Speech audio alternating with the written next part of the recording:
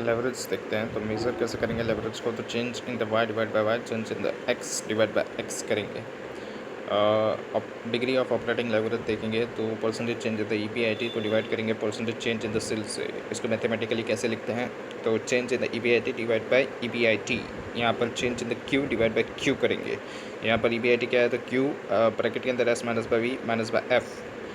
Q क्या है, तो सेल्स क्वांटिटी है। एस क्या है, तो सेलिंग प्राइस पर यूनिट है। वी क्या है, तो वेरिएबल कॉस्ट पर यूनिट है। ये जो सिंबल दिया है इसको बोलते हैं change. Degree of the operating level देखेंगे तो चेंज इन को मल्टीप्लाई करेंगे क्यू ब्रैकेट के अंदर S minus by V minus by F, और डिवाइड करेंगे Q multiply by S minus by V minus by F, और डिवाइड करेंगे changes in the Q divide by Q. Changes in the F अगर nil है because of the changes in the fix cost, अगर वो नील होती है तो हम लोग कैसे फॉर्मूला लगाएंगे, डिग्री ऑफ ऑपरेटिंग लेवल का change in the Q divide changes in the Q multiply by S minus by V divide by Q S minus by V minus by F, divide करेंगे changes in the Q divide by Q. इसको simplified करके कैसे लिख सकते हैं हम लोग, तो Q S minus by V divide by Q S minus by V minus by F. यहाँ पर क्यू को मल्टीप्लाई करना होता है एस माइनस बाई वी की वैल्यू से, और फिर डिवाइड के अंदर क्या करना होता है, माइनस कर देना होता है एफ से। Degree of the operating leverage कैसे निकालेंगे, तो कंट्रीब्यूशन को डिवाइड करेंगे contribution minus by fix cost से। कंट्रीब्यूशन क्या है, तो कंट्रीब्यूशन सेल्स में से वेरिएबल कॉस्ट माइनस करेंगे, जो आता है वही है। यहाँ पर तो कॉस्टिंग में जैसे निकालते थे वैसे ही कंट्रीब्यूशन निकालना होगा। तो यहाँ पर क्या है, contribution divide by EBIT, contribution में से फिक्स कॉस्ट माइनस करता है तो ईबीआईटी आता है, इसलिए यहाँ पर कंट्रीब्यूशन डिवाइड बाय ईबीआईटी आएगा। ये डिग्री ऑफ ऑपरेटिंग लेवरेज का फॉर्मूला बन जाएगा। Break even analysis and operating leverage देखेंगे तो break even point in the units देखेंगे तो फिक्स कॉस्ट को डिवाइड करेंगे कंट्रीब्यूशन पर यूनिट से। इलस्ट्रेशन 1 देखते हैं तो सेल्स प्राइस पर यूनिट दिया है 40 का, प्रोडक्ट एक्स के लिए और प्रोडक्ट वाई के लिए 20 दे दिया है। वेरिएबल कॉस्ट पर यूनिट 20 और 12 दे दिया गया है, तो लेस करेंगे तो क्या आ जाएगा, कंट्रीब्यूशन पर यूनिट आ जाएगा। अगर टोटल कंट्रीब्यूशन फाइंड करना होगा तो यूनिट से मल्टीप्लाई कर देंगे तो 20,000 और 8,000 आ जाएगा। यहाँ पे 1000 का यूनिट है इसलिए फिक्स कॉस्ट माइनस करेंगे 15 और 5, तो ये भी आइडिया आ जाएगा 5 और 3। ब्रेक इवन पॉइंट निकालेंगे तो फिक्स कॉस्ट को डिवाइड करेंगे कंट्रीब्यूशन, तो 15,000 को डिवाइड करेंगे 20 तो 750 यूनिट आ जाएगा। 5,000 को डिवाइड करेंगे 8 से तो कितना आएगा, 625 यूनिट्स आ जाएगा। ऑपरेटिंग लेवरेज देखेंगे तो कंट्रीब्यूशन को डिवाइड करेंगे ईबीआईटी से, तो 20,000 को डिवाइड करेंगे 5,000 से तो 4 आ जाएगा। 8,000 को डिवाइड करेंगे 3,000 से तो कितना आ जाएगा, 2.67 आ जाएगा। ये रिलेशनशिप बताता है between the leverage and the break even point. दोनों जो है वो यूज़ किए जाते हैं प्रॉफिट प्लानिंग के लिए। लेवरेज अगर फर्म जो है उसका हाई होगा लेवरेज, तो ब्रेक इवन पॉइंट भी क्या होगा, हाई होगा। फर्म का लेवरेज लो होगा तो ब्रेक इवन पॉइंट भी लो हुआ है। यहाँ पर डायरेक्ट रिलेशनशिप होता है लेवरेज और ब्रेक इवन पॉइंट के बीच में। फिक्स कॉस्ट देखेंगे तो हाई, अगर फिक्स कॉस्ट होगी तो high degree of the operating leverage होगा, लो फिक्स कॉस्ट होगी तो low degree of the operating leverage होगा। यहाँ पर भी क्या होता है, डायरेक्ट रिलेशनशिप होता है फिक्स कॉस्ट और ऑपरेटिंग लेवरेज के बीच में। MOS एंड ऑपरेटिंग लेवरेज देखेंगे तो MOS is equal to sales में से BEP सेल्स माइनस करेंगे, डिवाइड करेंगे सेल्स से मल्टीप्लाई करेंगे 100 से, तो MOS मिल जाएगा। MOS इंडिकेट करेगा अगर लोअर बिजनेस रिस्क है एंड हायर प्रॉफिट है, वाइस वर्सा भी हो जाएगा। हायर MOS होगा वो क्या इंडिकेट कर रहा है कि लोअर बिजनेस रिस्क है एंड हायर प्रॉफिट है, और वाइस वर्सा मतलब रिवर्स भी हो सकता है। MOS इन्वर्सली रिलेट कर रहा है OL को, ऑपरेटिंग लेवरेज को। यहाँ पर वो MOS कैसे फाइंड आउट करेंगे, MOS का फॉर्मूला अगर PV रेशियो दिया गया हो तो MOS का फॉर्मूला क्या लगाएंगे, सेल्स में से BEP सेल्स को डिवाइड करेंगे सेल्स से, और फिर मल्टीप्लाई करेंगे PV रेशियो से, और फिर डिवाइड करेंगे PV रेशियो से। इसको देखेंगे तो कैसे होगा, यहाँ पर सेल्स को मल्टीप्लाई PV रेशियो से, माइनस करेंगे ब्रेक इवन को मल्टीप्लाई PV रेशियो से, डिवाइड करेंगे सेल्स मल्टीप्लाई PV रेशियो से। PV रेशियो कैसे निकलेगा, तो कंट्रीब्यूशन को डिवाइड करेंगे सेल्स से, या तो सेल्स को मल्टीप्लाई करेंगे PV रेशियो से तो कंट्रीब्यूशन आ जाएगा। BEP कैसे निकलेगा, तो फिक्स कॉस्ट को डिवाइड करेंगे PV रेशियो से, या तो BEP को मल्टीप्लाई करेंगे PV रेशियो से, तो हमारे पास फिक्स कॉस्ट आ जाएगी। सो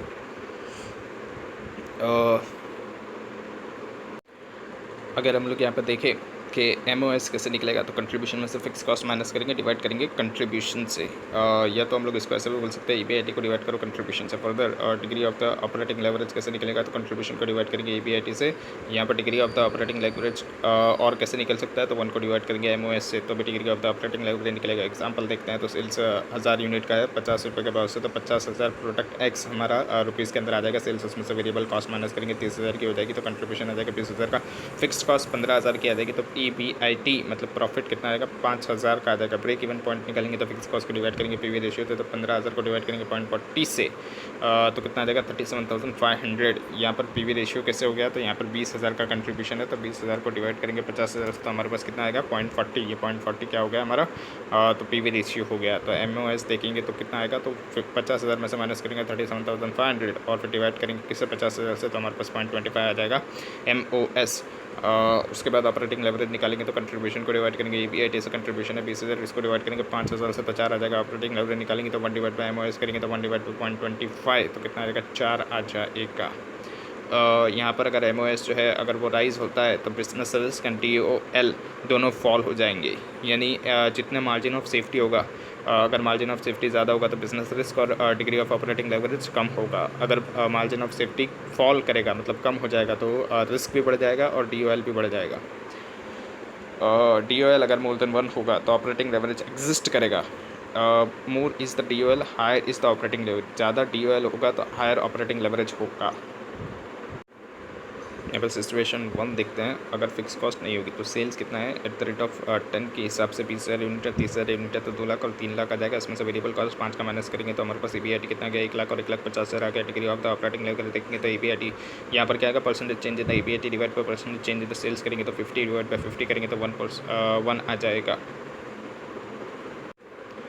और ये परसेंटेज चेंज कैसे निकाला, तो यहाँ पर EBIT 1 लाख था और सेल्स कितना था 2 लाख था और यहाँ पर 3 लाख सेल्स था सेकंड वाले के अंदर और 1,50,000 था मतलब 50-50% था, इसलिए यहाँ पर कितना आ जाएगा 1 आ जाएगा degree of the operating leverage. इसके बाद पॉजिटिव लेवरेज देखेंगे तो सेल्स अगर 10 के हिसाब से तो 2 लाख और 3 लाख और वेरिएबल कॉस्ट माइनस करेंगे तो कंट्रीब्यूशन आ गया, उसमें से फिक्स कॉस्ट माइनस करेंगे तो EBIT आ जाएगा। तो परसेंटेज चेंज EBIT को डिवाइड करेंगे परसेंटेज चेंज तो सेल्स है तो 100 को डिवाइड करेंगे किससे 50% से तो कितना आ जाएगा 2 आ जाएगा। जब EBIT नील हो जाता है तो कंट्रीब्यूशन फिक्स कॉस्ट के बराबर हो जाती है। इलस्ट्रेशन 1 देखते हैं, कंपनी है जो प्रोड्यूस कर रही है एंड सेल कर रही है 10,000 शर्ट, सेलिंग प्राइस शर्ट की दे दी है 500, वेरिएबल कॉस्ट दे दिए गए हैं 200 रुपीज़ पर शर्ट के हिसाब से और फिक्स्ड ऑपरेटिंग कॉस्ट दे दी गई है 25 लाख रुपये। तो कैलकुलेट करके बताना operating leverage sales are up, अगर सेल्स अप हो जाती है 10% से तो कंप्यूट करके बताना क्या इंपैक्ट आएगा EBIT के ऊपर। यहाँ पर सेल्स का इंपैक्ट EBIT पे पूछ रहा है, मतलब क्या होगा तो ऑपरेटिंग लेवरेज के अंदर जितना फॉर्मूला के अंदर आया होगा उससे मल्टीप्लाई करना होगा। तो यहाँ पर स्टेटमेंट ऑफ द प्रॉफिटेबिलिटी निकालेंगे, सेल्स रेवेन्यू 10,000 मल्टीप्लाई 500 करेंगे तो 50 लाख आ जाएगा, लेस करेंगे वेरिएबल कॉस्ट 10,000 मल्टीप्लाई 200 करेंगे तो 20 लाख आ जाएगा। तो कंट्रीब्यूशन आ जाएगा 30 लाख का, लेस करेंगे फिक्स कॉस्ट 25 लाख का तो EBIT आ जाएगा 5 लाख रुपये का। ऑपरेटिंग लेवरेज देखेंगे तो कंट्रीब्यूशन को डिवाइड करेंगे EBIT से 30 लाख को डिवाइड करेंगे 5 लाख तो 6 टाइम आ जाएगा। ऑपरेटिंग लेवरेज का फॉर्मूला लगाएंगे percentage change in EBIT divide by percentage change in the sales. यहाँ पर हमको कितना बोला था 6 आ गया था operating leverage 6 is equals to, अभी यहाँ पर नीचे जो percentage change in the sales है वो हमको दिया गया है कितना 10% है सेल्स के अंदर चेंज हो रहा है। यहाँ पर ऑपरेटिंग लेवरेज हमको क्या बताता है कि 1% अगर चेंज होगा तो उससे हमारा EBIT में कितना चेंज आ जाएगा 6 टाइम चेंज आ जाएगा, मतलब 6% का चेंज आ जाएगा। 1 को मल्टीप्लाई बाय 6 से करेंगे तो कितना आ जाएगा 6% का चेंज आ जाएगा। तो यहाँ पर हमारा 10% का चेंज हुआ है, मतलब यहाँ पर कितना आ जाएगा 60% का चेंज आ जाएगा। वो कैसे निकालेंगे, तो अगर नीचे हम लोग कुछ परसेंटेज चेंज सेल्स के अंदर 10% लिखेंगे और फिर 10 सिर्फ लिखेंगे और फिर मल्टीप्लाई किससे करेंगे 6 से तो कितना आ जाएगा 60% आ जाएगा। ये 60% क्या आ जाएगा तो परसेंटेज चेंज है EBIT आ जाएगा। मतलब अगर सेल्स को 10% से बढ़ाओगे तो EBIT कितने परसेंट से बढ़ेगा 60% से बढ़ जाएगा। इलस्ट्रेशन 2 देखते हैं, कैलकुलेट करके बताना है operating leverage for each of the 4 firms ABCD का दिया गया है। प्राइस एंड कॉस्ट डेटा हमको दे दिया गया है, इसके अंदर सेल्स प्राइस पर यूनिट दे दिया, वेरिएबल कॉस्ट पर यूनिट दे दिया, फिक्स कॉस्ट दे दिया गया है। हमको कैलकुलेट करके बताना है, ड्रॉ करके बताना है रेस्पेक्टिव लेवल फिक्स कॉस्ट का, degree of the operating leverage का रिजल्ट एक्सप्लेन करना है अज्यूम करके कि numbers of the units sold है वो 5000 है। तो सेल्स कितना है सबके अंदर 5-5 हज़ार है, मल्टीप्लाई करेंगे किससे सेल्स रेवेन्यू से, मतलब यूनिट से मल्टीप्लाई करेंगे पर यूनिट दे दिया गया हमको सबको 20, 32, 50 और 70 से मल्टीप्लाई करेंगे तो 1 लाख आ जाएगा, 1,60,000, 2,50,000 और 3,50,000 आ जाएगा। इसमें से वेरिएबल कॉस्ट माइनस करेंगे तो 5,000 का मल्टीप्लाई 6 से करेंगे तो कितना आ जाएगा तो 30,000 आ जाएगा। वैसे बी के अंदर भी कर देना है, सी और डी के अंदर भी कर देना है, उसमें से माइनस करेंगे तो फिक्स कॉस्ट माइनस करेंगे हम लोग। फिक्स कॉस्ट कितनी है तो 60, 40, 1 लाख और लास्ट में तो कुछ है नहीं तो EBIT आ जाएगा 10, 40, 50 और 1 लाख का आ जाएगा। DOL देखेंगे degree of the operating leverage, तो यहाँ पर क्या फॉर्मूला लगेगा तो सेल्स में से माइनस वेरिएबल कॉस्ट डिवाइड करेंगे करंट EBIT से। मतलब यहाँ पर सेल्स में से माइनस वेरिएबल कॉस्ट करते हैं वो तो कंट्रीब्यूशन आ जाता है तो यहाँ पर 1 लाख में से माइनस करेंगे 30,000 और फिर डिवाइड करेंगे किससे 10,000 से, तो हमारे पास 7 टाइम्स आ जाएगा ए के लिए। Degree of the operating leverage B के लिए देखेंगे तो 160 में से माइनस 80 करेंगे और फिर डिवाइड 40 से करेंगे तो हमारे पास क्या आ जाएगा 2 आ जाएगा degree of operating leverage B के लिए। वैसे सी और डी के लिए भी कर देना है। जहाँ पर ऑपरेटिंग लेवरेज एग्जिस्ट करता है ओनली कब, जब फिक्स कॉस्ट होती है।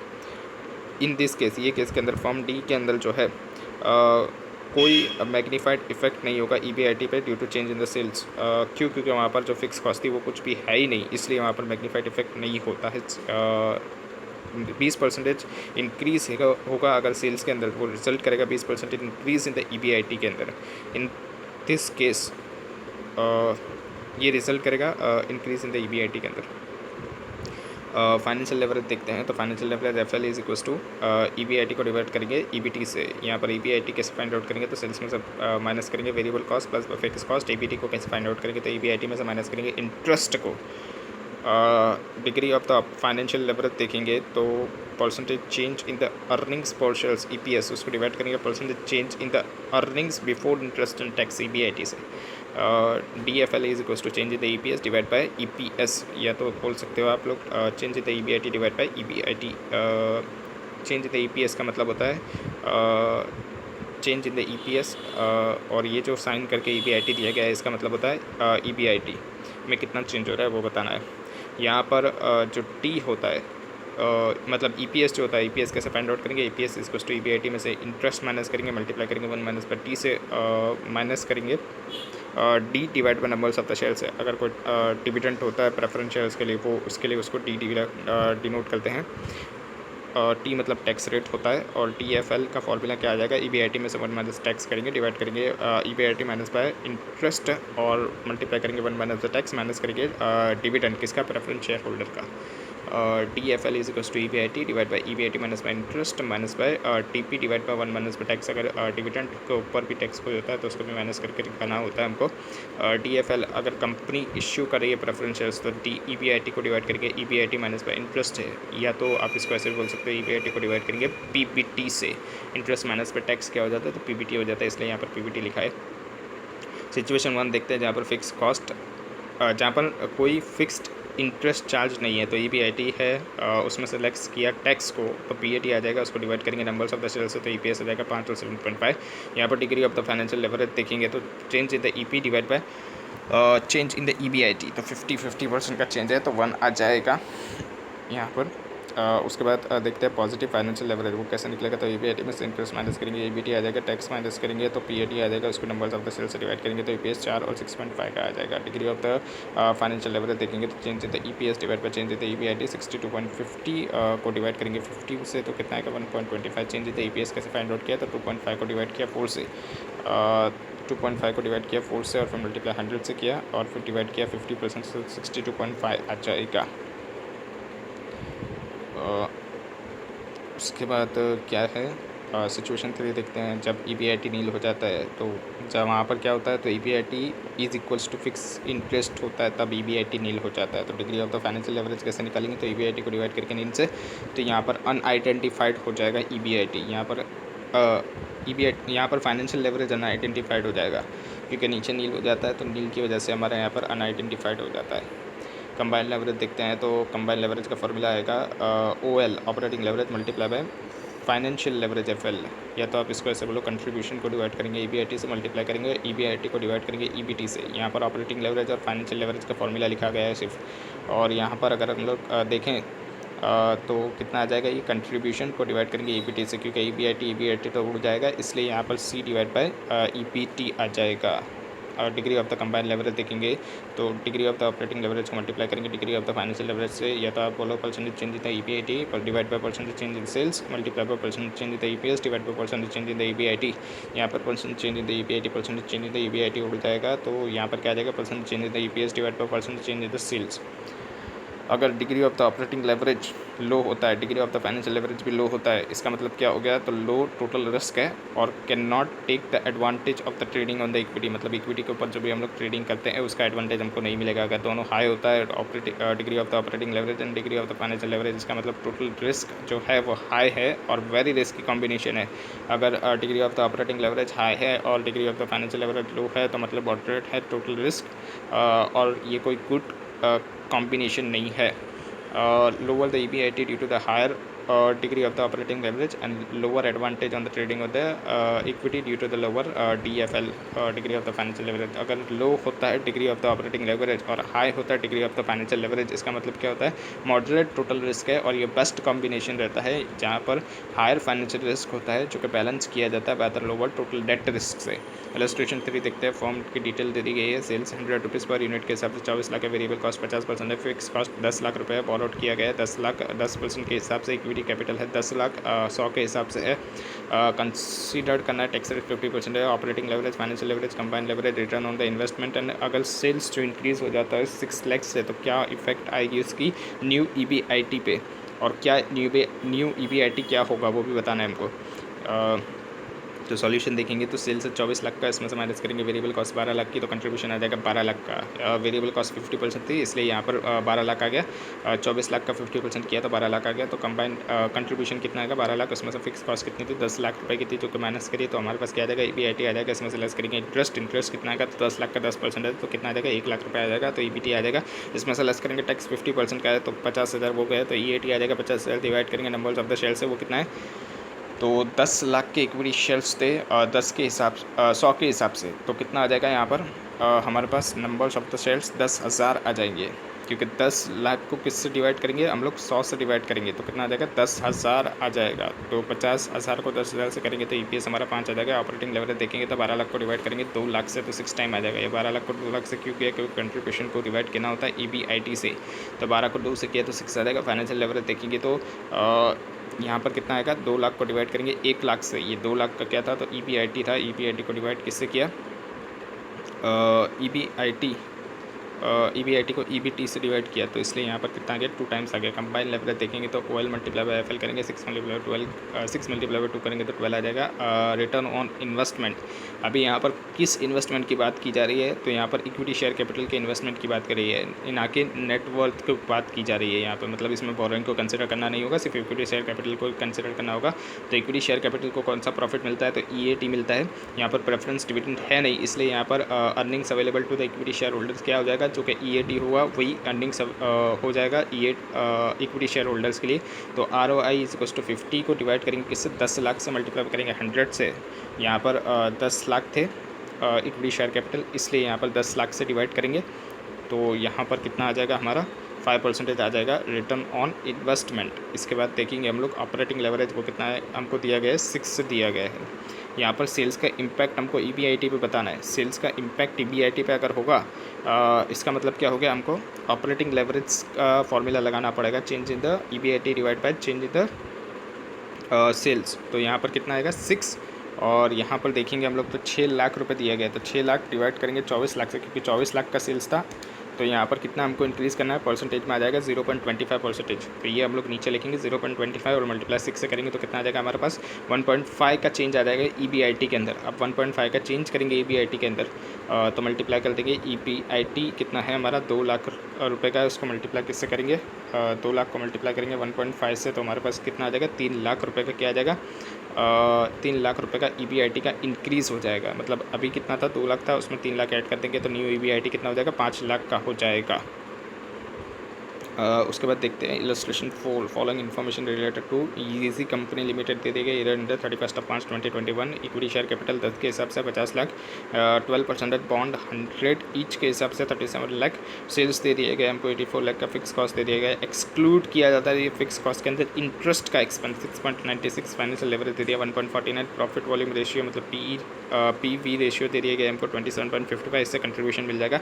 टैक्स दे दिया गया 40% है, हमको कैलकुलेट करके बताना है। OL CL and earning per share मतलब EPS कैलकुलेट करो अप टू 2 डेसिमल पॉइंट्स तक।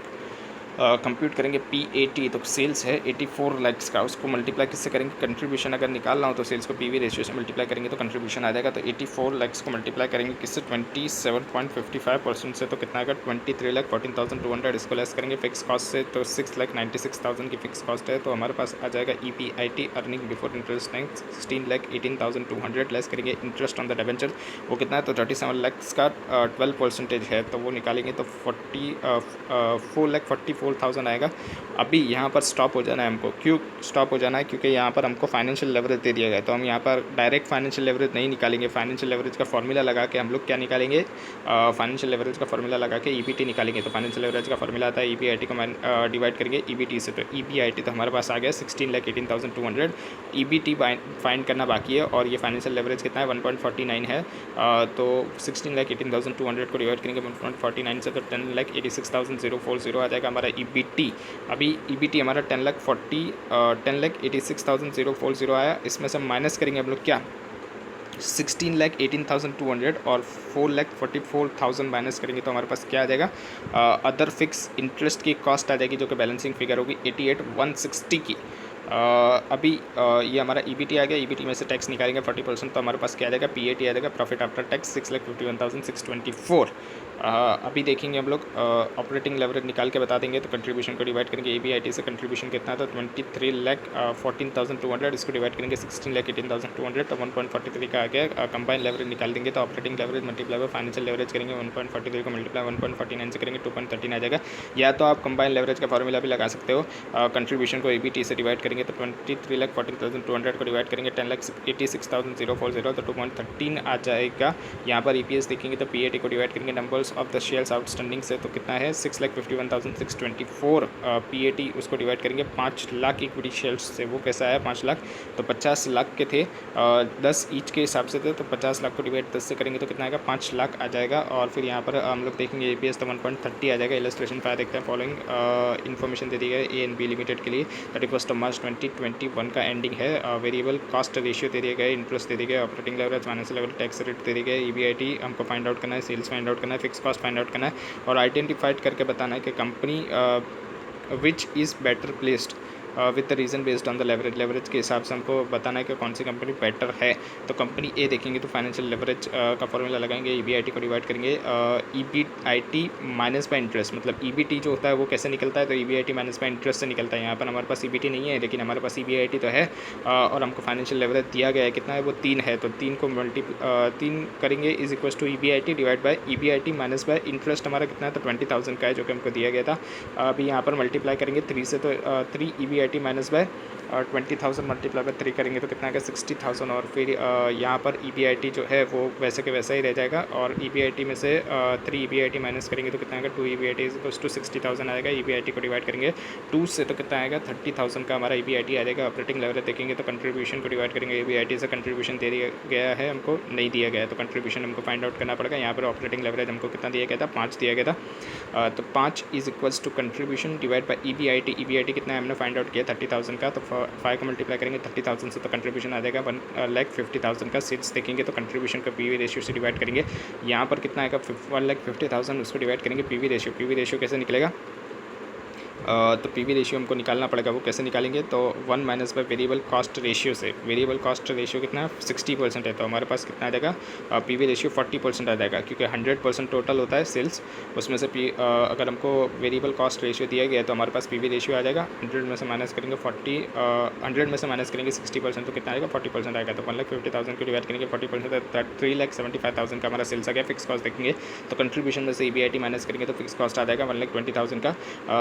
कंपनी बी के लिए भी वैसे ही निकाल देना है। फाइनेंशियल लेवरेज दिया गया है, EBIT में से माइनस EBIT को डिवाइड करेंगे EBIT माइनस बाय इंटरेस्ट से, तो यहाँ पर फाइनेंशियल लेवरेज दिया गया था 2 का, तो 2 को multiply EBIT minus by 1 lakh से करेंगे। यहाँ पर इंटरेस्ट कितना था 1 लाख का था, और फिर इज इक्वल्स टू में EBIT बचेगा, तो यहाँ पर हमारा EBIT आ जाएगा 2 लाख रुपये। ऑपरेटिंग लेवरेज भी 2 दिया गया है, तो कंट्रीब्यूशन डिवाइड बाई EBIT हमको फाइंड आउट किया 2 लाख का, उसको मल्टीप्लाई 2 से करेंगे तो कंट्रीब्यूशन 4 लाख का गया। सेल्स को सेल्स फाइंड आउट करेंगे तो contribution divide by PV ratio. यहाँ पर वेरिएबल कॉस्ट रेशियो 50 दिया गया था, मतलब PV रेशियो कितना आ जाएगा 50 हो जाएगा। तो यहाँ पर हम लोग देखेंगे यहाँ पर हम लोग देखेंगे 50% से डिवाइड कर 4 लाख को 50% से डिवाइड कर देंगे तो हमारा कितना आएगा, सेल्स 8 लाख रुपये इसका आ जाएगा। फिक्स कॉस्ट देखेंगे तो कंट्रीब्यूशन में से EBIT माइनस करेंगे, 4 लाख में से 2 लाख माइनस करेंगे तो फिक्स कॉस्ट आ गया 2 लाख रुपये का। उसके बाद यहाँ पर इनकम स्टेटमेंट बना देंगे। ए और बी का सेल्स दे दिए गए हैं, हम सेल्स लिख देंगे 375 और 8 लाख जो कि हमने फाइंड आउट किया। इसमें से वेरिएबल कॉस्ट माइनस करेंगे, वेरिएबल कॉस्ट का परसेंटेज दिया गया था तो वो सेल्स के ऊपर लगा देंगे 60 और 50। तो यहाँ पर 3,75,000 का 60% करेंगे और 8 लाख का 50% करेंगे तो 4 लाख आ जाएगा। तो हमारे पास कंट्रीब्यूशन आ जाएगा 150 और 4 लाख का फिक्स कॉस्ट हमने फाइंड आउट के लिए 120 और 2 लाख वो लिख देंगे। EBIT देखिए, EBIT आ जाएगा हमारे पास 30 और 2 लाख का लेस करेंगे इंटरेस्ट 20,000 और 1 लाख का ये भी हमको दिया गया था तो EBT आ जाएगा। इसमें से लेस करेंगे टैक्स तो हमारे पास आ जाएगा EAT। यहाँ पर कमेंट लिखेंगे हम लोग लेवरेज के बेसिस पे। तो कंपनी बी जो है वो बेटर है कंपनी ए से। कैसे, तो 2 रीत से बेटर है वो। कैपेसिटी देखेंगे कंपनी बी की बीट करने के लिए, इंटरेस्ट लायबिलिटी वो ज़्यादा है compare to the company A. वो कैसे निकाली, EBIT को डिवाइड किया इंटरेस्ट रेशियो से तो कितना है 30,000 को डिवाइड किया 20,000 से तो 1.5 टाइम्स है। मतलब कंपनी ए का 1.5 टाइम्स है और बी का देखेंगे तो 2 लाख को डिवाइड करेंगे 1 लाख से तो मतलब 2 टाइम्स है। इसका मतलब जितना इंटरेस्ट है और जितना हमने कमाया है वो बेसिस के ऊपर हमारा ये रेशियो आ गया। मतलब 2 लाख रुपए कमाया और 1 लाख रुपए का इंटरेस्ट दे रही है बी। मतलब बी के पास ऑलमोस्ट डबल कमाया है इंटरेस्ट से, इसलिए यहाँ पर 2 आ गया। इसलिए ये बोलेंगे कि कंपनी बी बेटर है इंटरेस्ट लायबिलिटी के अंदर मीट करने के लिए उसको। और सेकंड पॉइंट के अंदर देखेंगे कंपनी बी जो है वो लिस्ट फाइनेंस रिस्क है एस, उसका टोटल रिस्क जो है बिजनेस एंड फाइनेंस का वो कम है। Of the company B is lower क्योंकि वो कम है। कैसे निकाला, तो combined leverage of the company A वो कितना आ रहा था 15 एंड कंपनी बी का कितना आ रहा था 4 आ रहा था। ये कंबाइंड लेवरेज कैसे निकाला था, तो यहाँ पर हमको दोनों लेवरेज दे दिए गए थे OL और FL। तो मल्टीप्लाई करेंगे तो 5 3 कितना हो गया 15 हो गया कंपनी ए के लिए कंबाइंड लेवरेज, और बी के लिए देखेंगे तो 2 × 2 कितना हो गया तो 4 हो गया। इसलिए यहाँ पर हमको क्या बोला गया था कि कंपनी बी जो है वो लीस्ट फाइनेंस रिस्क पे है एज द टोटल रिस्क, क्योंकि कंपनी ए का जो था वो कितना था 15 था और कंपनी बी का कितना था 4 था। मतलब जिसका ज़्यादा होगा कंबाइंड लेवरेज वो ज़्यादा रिस्की होगी, इसलिए कंपनी बी लेवरेज के बेसिस पे हम लोग देखेंगे तो वो बेटर कंपनी है as compare to the company A.